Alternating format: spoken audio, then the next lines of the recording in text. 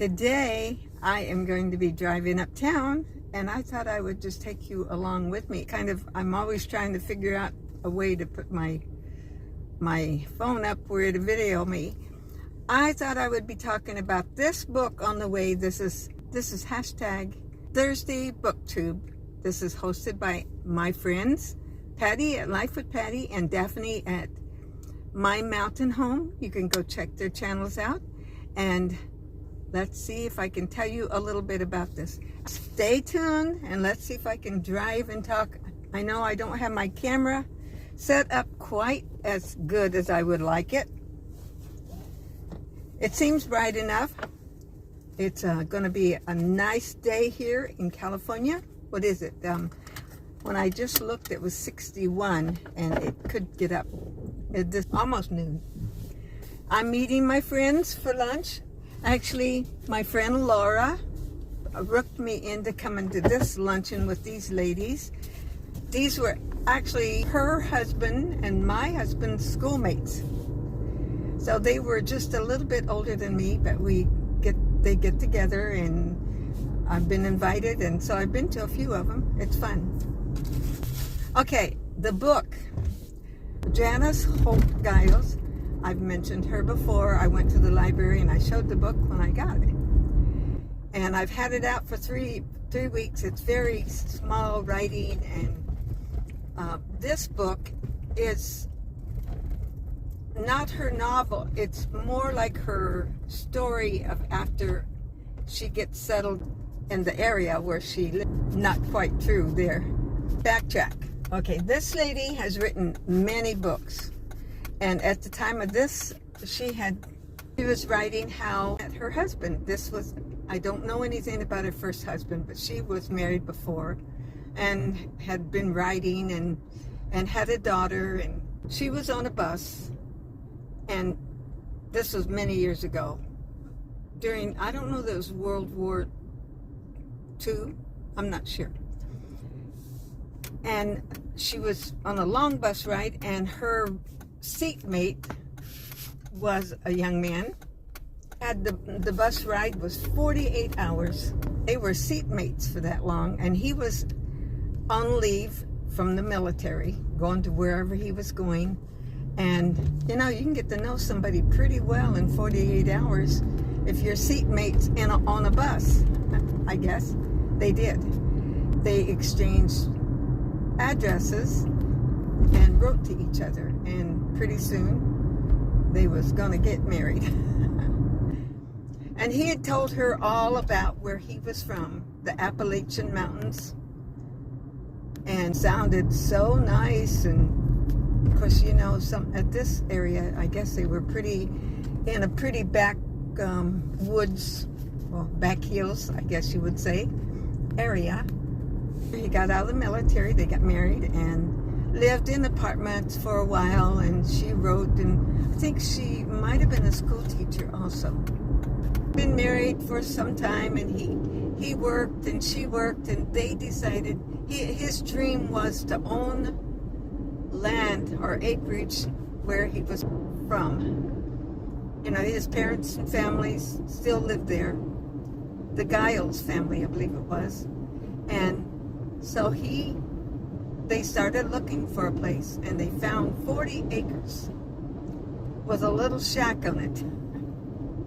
They didn't have running water. I mean, it's just really a shack. And so now I'm going to be telling you about some of the things as I remember it. I didn't write any notes, so here goes. Shotgun.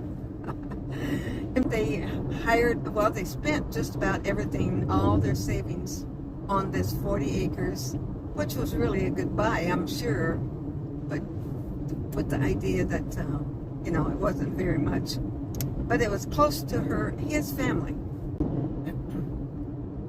They sold most of their things, but they took their most prized items that they did not want to get rid of, and they hired somebody to transport it. I don't know, probably not a moving company, but whatever, a truck. Once they got there, oh, let me back up. I'm sorry. hold on to that thought. Let's go back a little. Before she agreed, and when they were still going together, she went to visit her going to be in-laws. And he had told her that, you know, a little bit about it, but I guess not enough for her to prepare, really. So she went there, and somebody picked her up, and it was about 20 miles further up in the curves and mountains and all into the holler. And it was a bumpy ride. She had her suitcase, and his parents didn't have a car, so they would have to hire somebody or get a favor or something for somebody to pick them up. And an old car. It sounded like the bottom was about to fall out, and when they went around one curve, her suitcase flew out. They retrieved that. So she was in for quite a shock with the way the living was in the country. It was so, I don't know what you want to say, backwards. I might have wonderful friends that watch from that area, and I don't want to paint a wrong picture, but it was really different than she had thought. Oh, so I'm just like, she really liked these people. They were so down to earth. So, spring back to my other story of them moving. So they don't have much money left, and here they have this old, I shouldn't even say house, it was like a shack. It did have an upstairs, it sounded like, and they made living, they did the best they could, and eventually added this to it and that.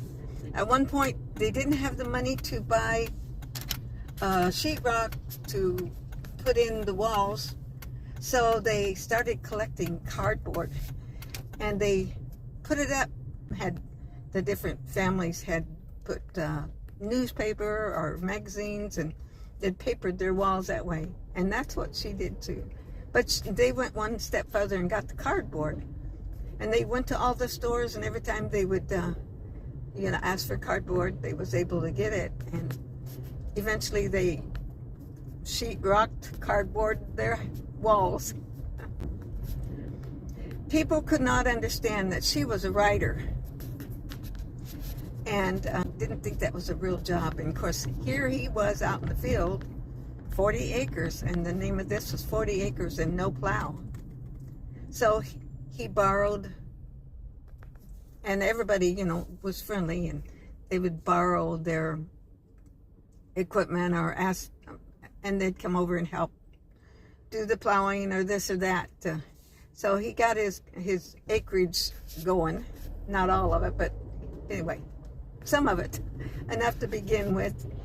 And gradually the neighbors, the people in the holler, would come and visit her, and one came, and very informal. And of course, what you say there, everybody knows it. Once the person left, she told everybody else the ins and out.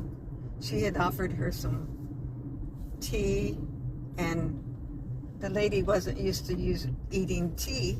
She wanted to eat her coffee. But it was a very, and the lady just sat and didn't visit with her much. She just kind of looked at things and didn't say much, and then got back to her that she was uppity. and she bragged. I don't know what she said. She had said something that made her think she was bragging, but she wasn't. She was just trying to be friendly.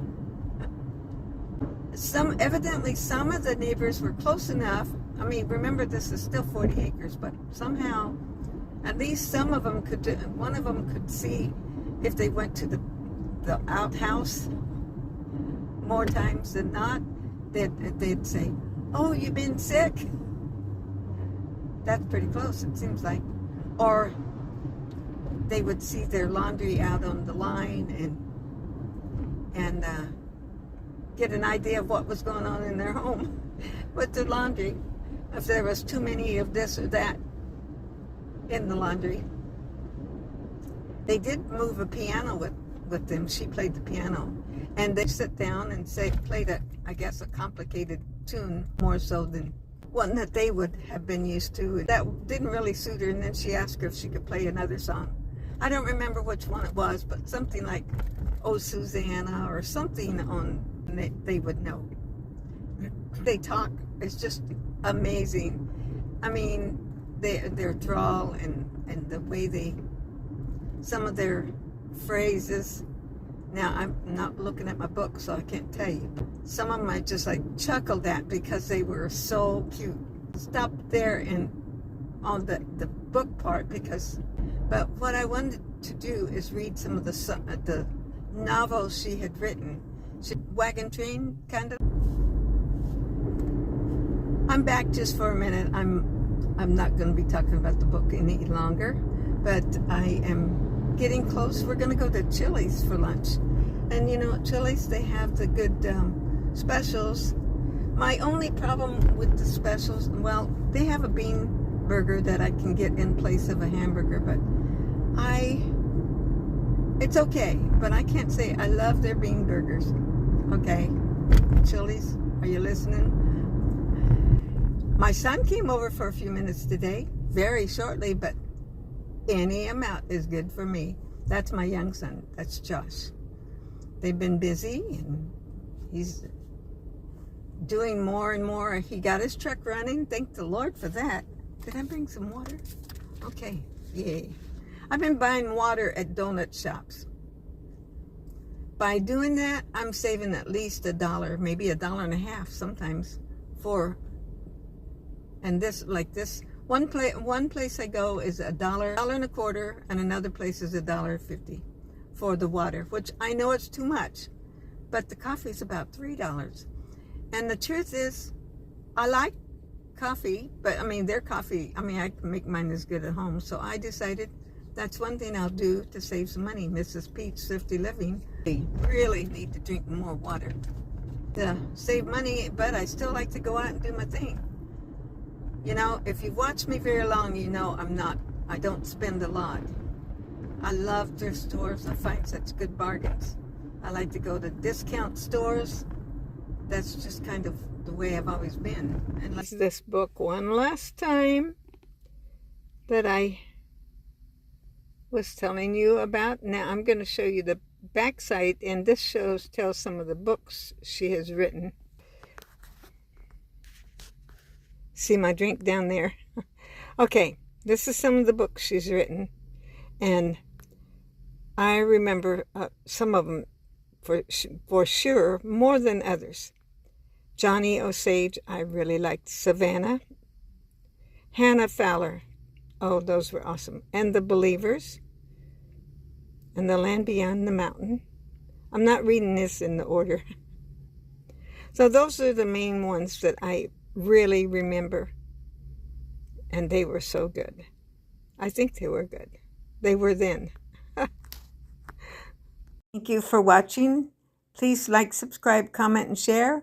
And I pray God bless you.